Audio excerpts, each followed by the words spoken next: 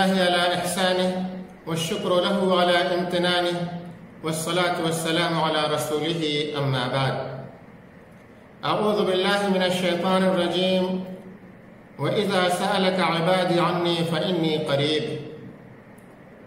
ناظرین کرام، اللہ رب العالمین نے اس سے پہلے والی آیت نمبر 183، 184 اور 185 کے اندر رمضان کے احکام اور مسائل بیان کیے ہیں، اور اس کے بعد والی بھی آیت کریمہ 187 کے اندر بھی رمضان ہی کے احکام اور مسائل بیان کیے گئے ہیں۔ لیکن آیت نمبر 186 کے اندر اللہ رب العالمین نے ایک عظیم عبادت کا ذکر کیا ہے، اور وہ عظیم عبادت دعا ہے، جس کے بارے میں پیارے حبیب محمد رسول اللہ صلی اللہ علیہ وسلم ارشاد فرماتے ہیں الدعاء هو العبادہ، کہ تمام عبادتوں کی اصل اور روح دعا ہے۔ اور رمضان کے بیچ میں اس آیت کو ذکر کر کے یہ اشارہ دیا ہے کہ رمضان کا مہینہ دراصل دعا کی قبولیت کا مہینہ ہوتا ہے، اور رمضان کے مہینے میں جو بھی دعائیں کی جاتی ہیں اللہ رب العالمین ان دعاؤں کو قبول فرماتا ہے۔ پھر حبیب محمد رسول اللہ صلی اللہ علیہ وسلم ارشاد فرماتے ہیں کہ 3 لوگوں کی دعائیں رد نہیں کی جاتی ہیں، قبول کر لی جاتی ہیں۔ انہی میں سے کہا دعوت الصائم حتی یفطر، روزے دار کی دعا یہاں تک کہ وہ افطاری کر لے۔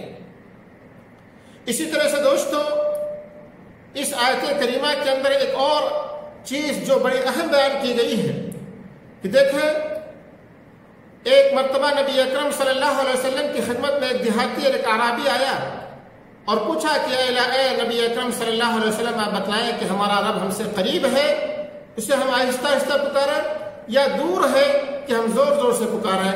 تو اللہ رب العالمین نے یہ آیت کریمہ نازل فرمائی کہ اے نبی اکرم صلی اللہ علیہ وسلم، جب میرے بندے میرے بارے میں پوچھیں تو میں قریب ہوں۔ دیکھیں، یہ نہیں کہا کہ اے نبی اکرم صلی اللہ علیہ وسلم آپ کہہ دیجئے کہ میں قریب ہوں۔ حالانکہ اللہ رب العالمین نے مختلف مقامات پر بہت سارے سوالوں کے جواب میں نبی اکرم صلی اللہ علیہ وسلم کو مخاطب کر کے کہا قل، اے نبی اکرم صلی اللہ علیہ وسلم آپ کہہ دیجئے فیہما اثم کبیر، کہ اس کے اندر گناہ زیادہ ہے، یا اسی طرح سے قل اصلاح لہم خیر، ان کے لیے بھلائی کرنا، ان کی اصلاح کرنا بہتر ہے۔ قل کے ذریعے سے اللہ رب العالمین نے بہت جگہوں پر نبی اکرم صلی اللہ علیہ وسلم کو مخاطب کر کے کہا ہے، لیکن اس عظیم دعا کے اندر، اس عظیم عبادت کے اندر اللہ رب العالمین نے اپنے اور بندے کے درمیان سے واسطے کو ختم کر دیا ہے۔ اور اسی طرح سے دوسری جگہ اللہ رب العالمین نے فرمایا وقال ربکم، تمہارے رب کا یہ فرمان ہے ادعونی، کہ مجھے پکارو، کسی واسطے کے ذکر نہیں کیا ہے، ڈائریکٹ مجھے پکارو۔ دوستو، اس سے معلوم یہ ہوتا ہے کہ اللہ رب العالمین کو پکارنے کے لیے، اللہ رب العالمین سے دعا کرنے کے لیے کسی واسطے اور وسیلے کی ضرورت نہیں ہے۔ آج ہم میں سے بعض لوگ جو گمراہی کا شکار ہوئے اور دنیاوی مثالیں دیتے ہیں کہ جس طرح سے دنیا کے بادشاہوں کے پاس یا اسی طرح سے وزیروں کے پاس آپ بلا واسطہ کے نہیں مل سکتے ہیں، آپ کو اگر چھت پہ چڑھنا ہے تو آپ کو سیڑھی کی ضرورت ہے۔ دوستو، ان کو معلوم ہونا چاہیے کہ ہمارا رب اتنا قریب ہے، اتنا قریب ہے کہ کسی سیڑھی کی ضرورت نہیں ہے۔ ہمارا رب اتنا قریب ہے کہ اس سے ملنے کے لیے کسی انتظار کی لائن لگانے کی ضرورت نہیں ہے۔ ہمارا رب اتنا قریب ہے کہ اس سے ٹائم لینے کی ضرورت نہیں ہے۔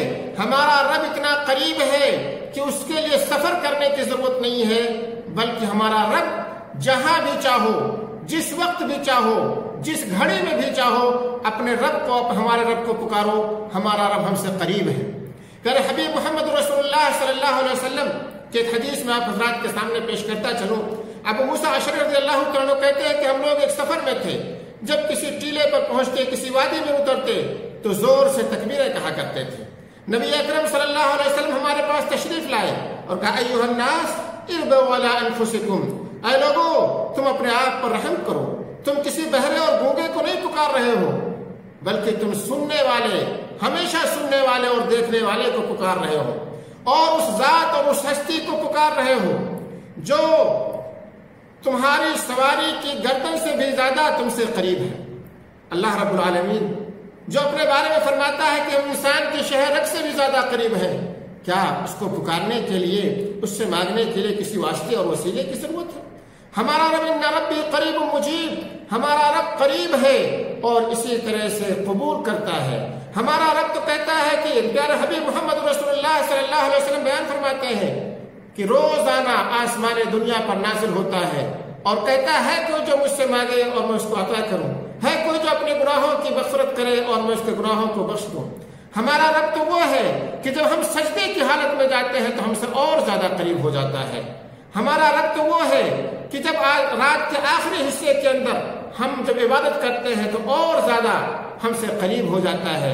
اس لیے دوستو، اللہ رب العالمین ہم سے قریب ہے اور اللہ رب العالمین سے یہ مانگنے کے لیے کسی واسطے اور وسیلے کی ضرورت نہیں ہے۔ اس آیت کریمہ سے بعض لوگوں نے یہ دلیل پکڑی ہے اور خاص طور پر وہ لوگ جو گمراہی کا شکار ہوئے کہ اللہ رب العالمین ہر جگہ حاضر و ناصر ہے، اللہ رب العالمین ہر جگہ موجود ہے۔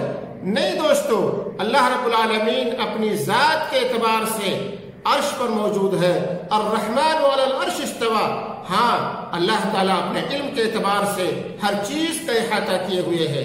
اللہ رب العالمین عالم الغیب و شہادہ، غیب اور حاضر کی باتوں کو جاننے والا ہے۔ اللہ رب العالمین یعلم خائنۃ الاعین، اللہ رب العالمین آنکھوں کی کنکیوں کو، اللہ آنکھوں کے اشاروں کو بھی سمجھتا ہے۔ سینہ میں جو بھی ہماری باتیں پوشیدہ ہے ان تمام چیزوں کو جاننے والا ہے، لیکن اپنی ذات کے اعتبار سے ہمارا رب عرش پر مستوی ہے۔ اللہ رب العالمین سے دعا ہے کہ الہ العالمین ہمیں اور آپ کو نیک سمجھ عطا فرمائے۔ آمین وآخر دعوانا ان الحمد للہ رب العالمین۔